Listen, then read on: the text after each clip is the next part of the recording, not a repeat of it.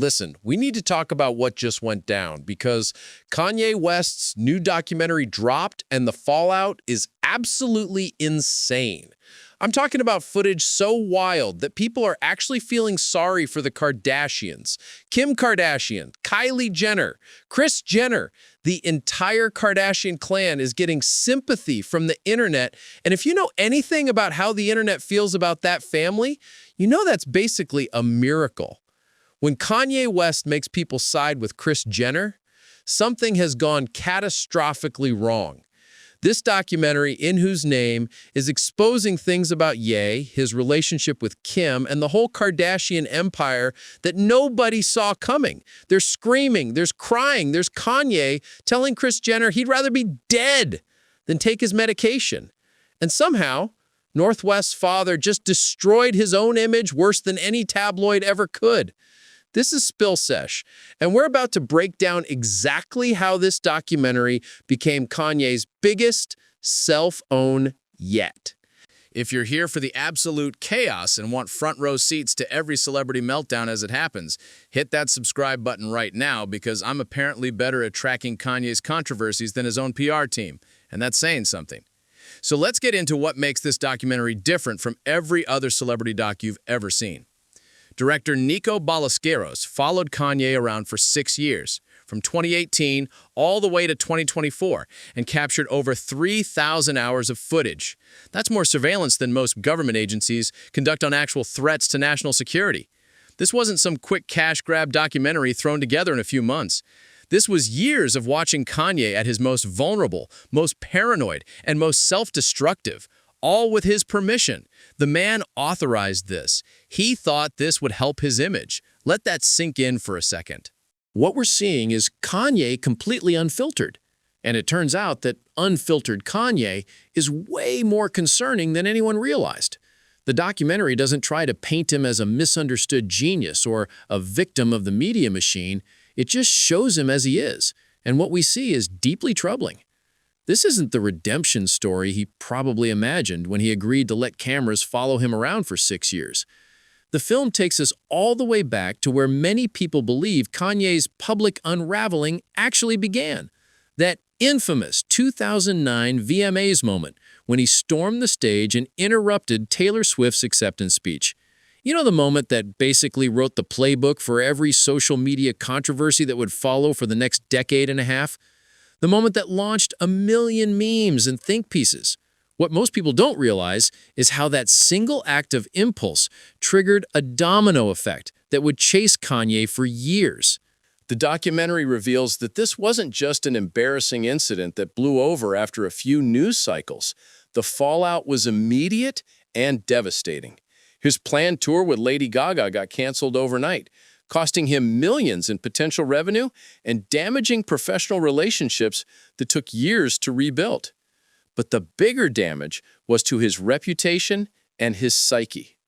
This moment established a pattern that would repeat itself over and over, where Kanye's biggest opportunities would be destroyed by his own actions, and he'd somehow be surprised every single time. The film doesn't just show us what happened, it shows us how Kanye processed it. And his processing basically amounted to deciding the world was against him rather than accepting responsibility for his choices. That victim mentality became the foundation for everything that followed. Every controversy, every burned bridge, every lost opportunity would be filtered through this lens of persecution rather than consequence. Things take a much darker turn when the documentary dives deep into Kanye's mental health crisis, particularly the hospitalization in 2016 after he abruptly canceled the rest of his St. Pablo tour. This isn't just background information, it becomes a recurring theme throughout the entire film. This open wound that Kanye keeps returning to, picking at, refusing to let heal. The documentary shows him repeatedly bringing up this hospitalization in conversations, but never as something he learned from. Instead, he treats it like some kind of spiritual awakening that nobody else is enlightened enough to understand. In one scene that's genuinely hard to watch, we see Kanye tell Kim that he's been off his medication for months, not just a few days or weeks, months. And his justification is that staying off his meds is his calling from the universe. He genuinely believed that the medication prescribed to help him manage his mental health was somehow blocking his spiritual connection or interfering with his purpose on Earth. The delusion is right there on camera, and it's heartbreaking. What makes this moment even more painful is watching Kim's reaction. You can see the fear flash across her face as she realizes the person she married is slipping away, being replaced by someone who mistakes paranoia for enlightenment and instability for spiritual awakening. The documentary captures her trying to reach him, trying to be supportive while also clearly terrified about what this means for their family. She's stuck between wanting to respect his beliefs and knowing that what she's witnessing isn't enlightenment, it's a mental health crisis. The film exposes how this 2016 hospitalization fundamentally changed Kanye's relationship with everyone around him. Instead of seeing it as a wake-up call to take his mental health seriously, he interpreted it as proof that the media, the industry, and even his own family were conspiring against him. This paranoid worldview infected everything that came after. Every piece of criticism became evidence of a conspiracy. Every consequence became proof that powerful forces were trying to destroy him. The hospitalization, which should have been a turning point toward healing, instead became the origin story for his persecution complex. Then we get to the political awakening phase, and this is where things go from concerning to absolutely chaotic.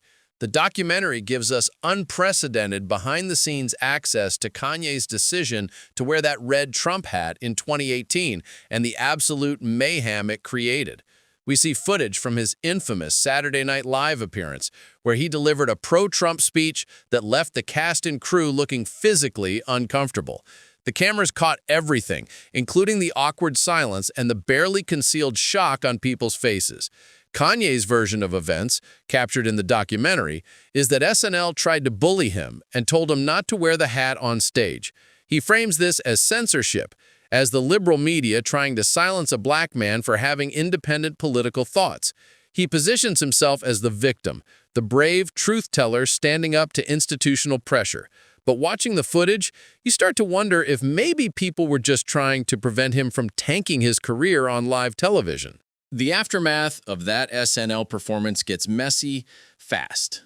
The documentary shows a tense confrontation between Kanye and cast member Michael Che that's genuinely uncomfortable to witness. Che approaches Kanye backstage, and you can see he's frustrated and hurt. He challenges Kanye on comments made during the speech, particularly a line about how every time there's a black subject matter like Bill Cosby, you need a black comedian talking about it. Che felt attacked, felt like Kanye was calling him out on live television without giving him a chance to respond. Kanye's response tells you everything you need to know about how he handles criticism. Instead of apologizing or even attempting to clarify what he meant, he gets defensive and denies he was talking about Che specifically. But Che doesn't back down. He pushes back, asking why Kanye felt the need to call out the SNL cast on live TV when they couldn't defend themselves, especially when they'd always supported him and had his back.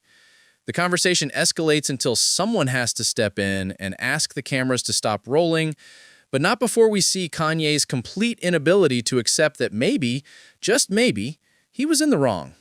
But here's the part that really exposes the contradictions in Kanye's behavior during this political phase.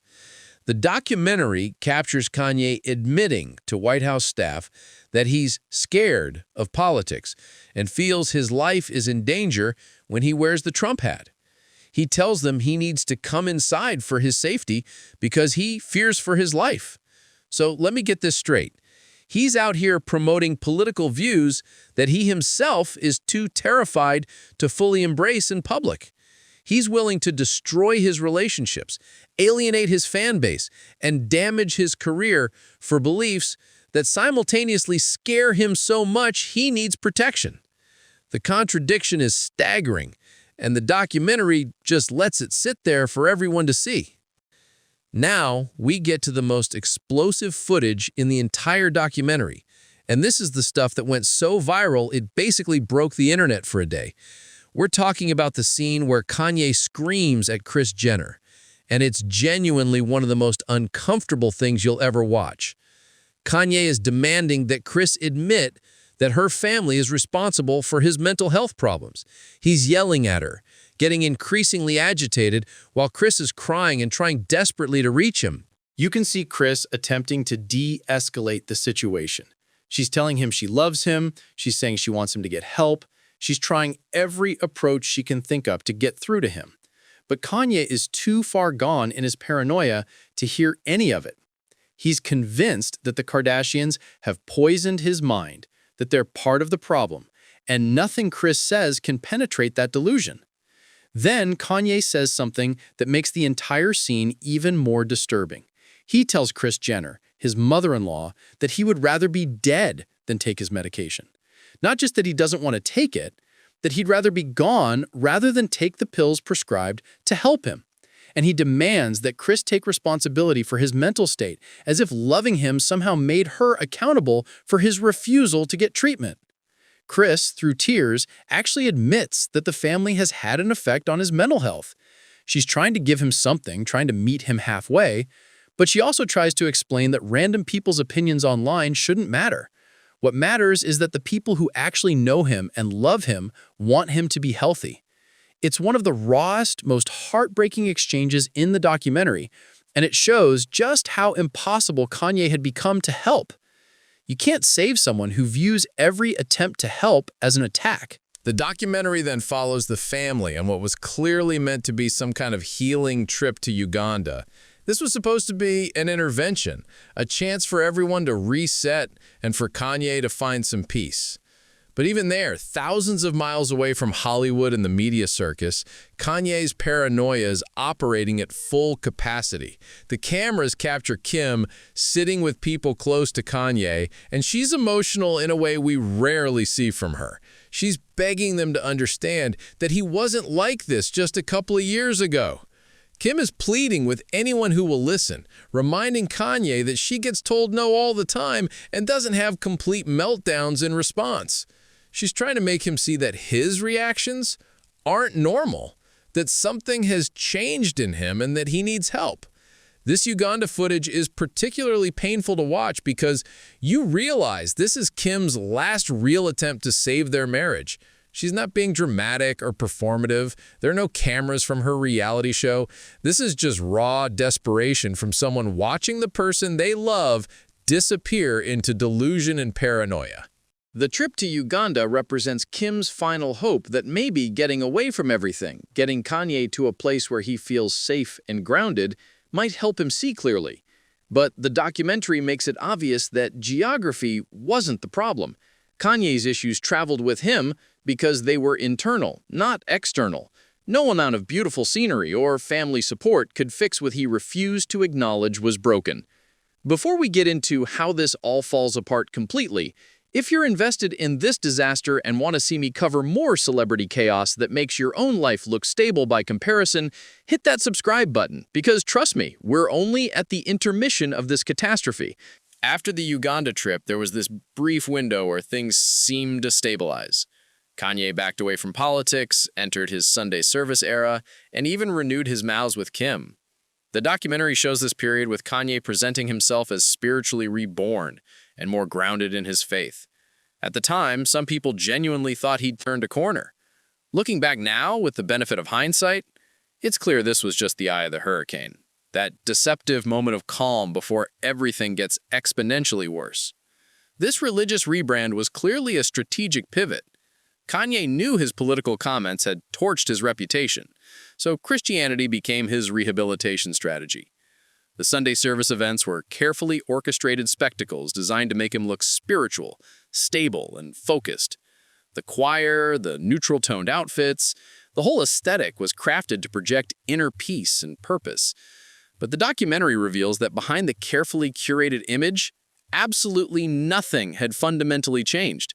He was still refusing medication, still paranoid, still unable to handle criticism. He just found a more socially acceptable package to wrap his instability in. The religious phase gave him temporary cover, a way to be controversial and make grandiose claims while hiding behind spirituality. It's harder to criticize someone when they frame everything through faith, but the mask could only stay on for so long before his underlying issues forced their way back to the surface.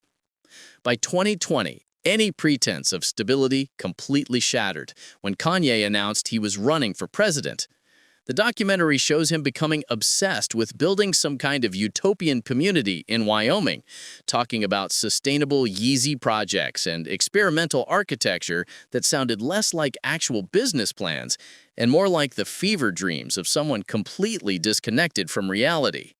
His statements during this period became increasingly erratic, increasingly harmful, and increasingly impossible for even his most dedicated fans to defend. Then came the moment that effectively ended his marriage. During a campaign rally, Kanye revealed that he and Kim had considered not having Northwest. This wasn't just a political miscalculation or another controversial opinion. This was a deeply personal, deeply private family matter that he weaponized for public consumption without Kim's consent. He exposed something intimate and painful about their relationship and their daughter to a crowd of strangers and millions watching online. The documentary captures the aftermath of this revelation, and you can see that this was the breaking point for Kim. She'd endured years of public embarrassment, years of having to defend him or stay silent while he said increasingly unhinged things, years of trying to protect their family while he seemed determined to destroy everything they'd built.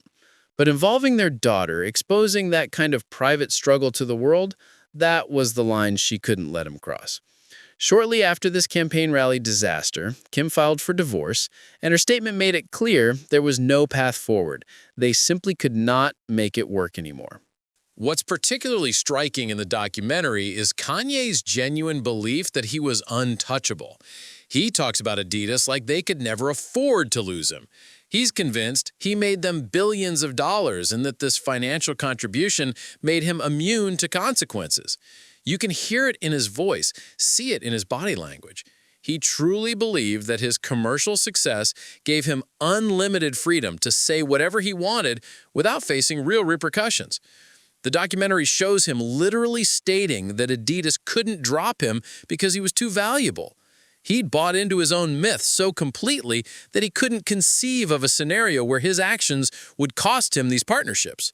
This delusion of invincibility is what made him comfortable making increasingly outrageous statements, including the anti-Semitic comments that would eventually cost him everything.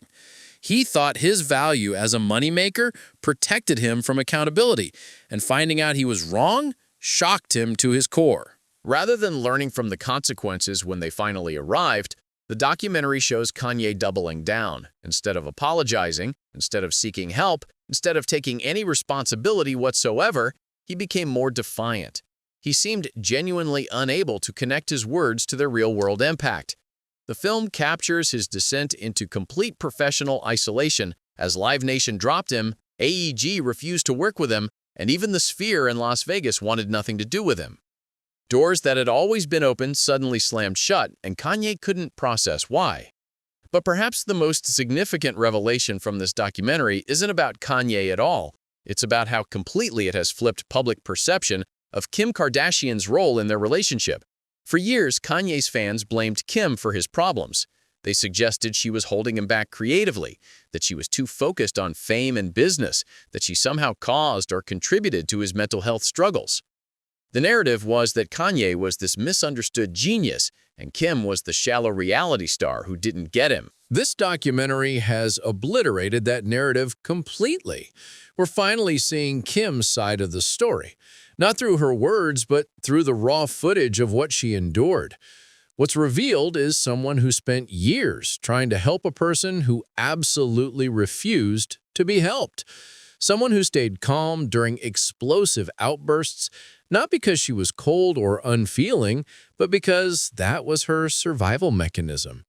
Her composure during chaos wasn't indifference, it was self-preservation. The documentary accidentally shows Kim as someone who protected Kanye's image and reputation for years while suffering privately. She could have exposed his behavior much earlier. She could have gone public with the medication refusal, the paranoid accusations, the impossible behavior.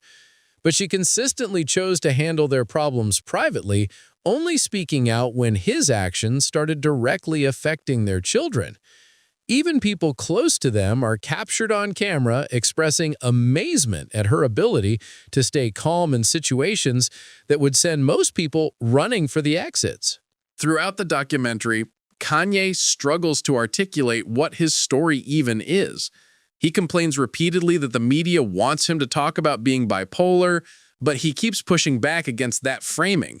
He wants to reframe everything as him being misunderstood, more authentic off his medication, or targeted by outside forces. The film shows his desperate attempts to control his narrative while simultaneously being trapped by his own actions and his stubborn refusal to accept help or criticism from anyone, no matter how much they love him. Kanye is clearly aware that people interpret his outbursts as symptoms of mental illness. He knows that's the explanation that makes the most sense to observers. But he resists that narrative with everything he has because he doesn't want to be defined by it. Being bipolar means he's sick and needs treatment. So instead, he frames his behavior as intentional, as political, as spiritual, as visionary, as literally anything except a mental health crisis that requires medical intervention. This resistance to getting help becomes the common thread connecting every single self-destructive decision documented in this film. The documentary ends with Kanye seemingly at peace with everything he's lost. His marriage is over, his business partnerships are destroyed, his friendships are damaged beyond repair. Much of his fan base has abandoned him, and he appears to have accepted all of this as the price he had to pay to remain true to himself. He frames his isolation not as punishment for his actions, but as proof of his authenticity and courage. It's a tragic conclusion because you realize Kanye has rewritten the story in his head to make himself the hero. He's convinced himself that losing everything means he won some kind of moral or spiritual victory. In reality, he's just a man who chose his delusions over his relationships, his health, his career, and his future. He's standing in the ruins of his own life, insisting that this is what victory looks like. And the saddest part is that he genuinely believes it. The most ironic outcome of this entire documentary is how completely it backfired on whatever Kanye hoped to accomplish. If the goal was to generate sympathy for his struggles or validate his claims about being misunderstood and persecuted, it achieved the exact opposite. People are walking away from this film feeling sorry for Kim Kardashian, impressed by Kris Jenner's patience and love in the face of verbal attacks, and genuinely horrified by Kanye's behavior. The documentary he authorized, the footage he approved, has turned him into the villain of his own story. If you made it through this entire breakdown, you clearly have the attention span of someone who watches reality TV for the plot, which means you absolutely need to subscribe, because I break down celebrity chaos while you pretend you're above it all. The documentary serves as a cautionary tale about what happens when mental health issues go completely untreated and when someone's inner circle enables destructive behavior in the name of love or loyalty. It's a stark reminder that sometimes the most loving thing you can do for someone is set firm boundaries, even when it means walking away. Kim Kardashian finally learned that lesson, and the world is finally understanding why it took her so long to get there. You can't save someone who views every attempt to help as an attack. You can't reason with someone who's convinced that their paranoia is actually enlightenment. This has been one of the most complex and heartbreaking celebrity stories of our generation, and the documentary captures it with an honesty that's almost brutal. The cautionary tale here isn't just about mental health. It's about the danger of surrounding yourself only with people who agree with you, about mistaking controversy for courage, and about how refusing help in the name of authenticity can cost you everything that actually matters. Let me know in the comments what you think about this whole situation and whether this documentary changed your perspective on any of the people involved. I'll be back with more celebrity chaos because apparently that's what we do here, and honestly, someone needs to document this madness. Peace.